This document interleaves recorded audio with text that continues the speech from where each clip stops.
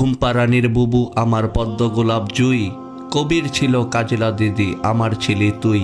তুই ছিলি মোর কলম খাতা বর্ণমালার বই, ছিলি আমার শিক্ষা গুরু পুতুল খেলার সই। মায়ের পরে তোর আঁচলেই পেতাম খুঁজে সুখ, তোর আঁচলেই খাবার শেষে মুছতাম কত মুখ। আমার এলো চুলগুলো আর হয় না সিথি কাটা, তোর আঙুলের ডগায় ধরে হয় না রে আর হাঁটা।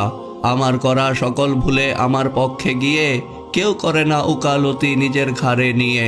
দেয় না মুখে খাবার তুলে জাদু শোনা বলে, গোসলকালে ময়লা গাটা দেয় না কেউ আর ডলে।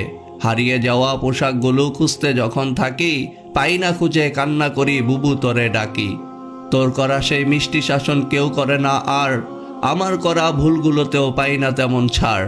হঠাৎ সেদিন রাতের বেলা তোর পড়া এক বই, ছলো ছলো নয়ন জলে হাতে তুলে লই। পড়ল মনে তোর করা সেই অতীতের এক কাজ, বইয়ের পাতায় উকুন মারা দেখলেই পাওয়া লাজ।